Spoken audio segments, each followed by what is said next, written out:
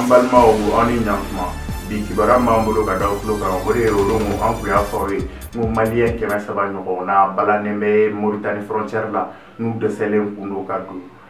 tile depuis mardi don olu balannen tun bɛ yen nɔ Moritani douaniers tun bɛ k'a f'u ye ko u ka machines bannen don ko de y'a kɛ u tɛ se ka mɔgɔ enregistrer ko mɔgɔw tɛ se ka don olu kɔni ko k'olu ye maɲumako sugu bɛɛ kɛ frontière in na yen nɔ yanni u bɛ se ka ɲɛ bɛ se ka sɔrɔ a ko ma k'u ye ambassades ni fɛnw wele ka ko bɛɛ kɛ a ye solution ma sɔrɔ a ma sɔgɔmada in na bi an ka mɔgɔ min tun bɛ n'an wele sɔgɔmada in na a ko an ma ko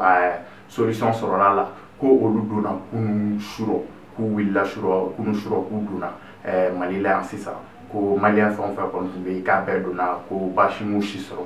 ayiwa o ko kɔni ale kɔni ko nin ko in ko nin ye k'ale bɛ an fo k'an waleɲuman dɔn ko sabula ko ale ye kuma fɔli min kɛ Maliactu ye Maliactu y'a publié internet kan k'o kɛra sababu ye weleliw kɛra fan o fɛ k'olu ka situation débloquera ayiwa k'a ka foli belebeleba b'an ye ko ale bɛ cikan dɔ fɔ an ka maliyɛn autorités ye k'u k'u janto maliyɛn minnu bɛ kɔ kan k'olu k'u janto olu la ko u bɛ degun baden de sɔrɔ jamana wɛrɛw la k'u ka o ko lajɛ o tɛmɛnen kɔ ka bɔ yen nɔ an balima min n'ale tɔgɔ ko Adama Traoré n'ale maliyɛn min sigilen don Faransi ni ale fatura o don polisiw ka minɛli dɔ senfɛ ni a janaja nana kɛ Mali la yan nɔ ale somɔgɔw taara kunun ka taa IBK fɛ yen nɔ IBK y'o reçoit an ka président de la République a n'o ye a ye dugawu don kɛ Mali bɛɛ tɔgɔ la jamana bɛɛ tɔgɔ la minisiri caman tun bɛ yen nɔ o Adama Traoré ɲin n'a su don a janaja kɛra an fɛ yan nɔ Mali la yan nɔ a ka famille n'a ka mɔgɔw fɛ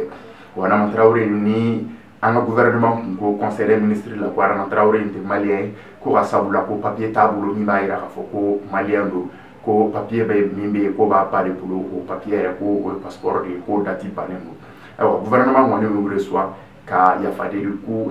fɛn dugawu don k'u ye Mali bɛɛ lajɛlen tɔgɔ la ayiwa bi kibaruya fila min b'an bolo ka lase aw ma o de ye nin an ka foli bɛ aw tulo ma jɔ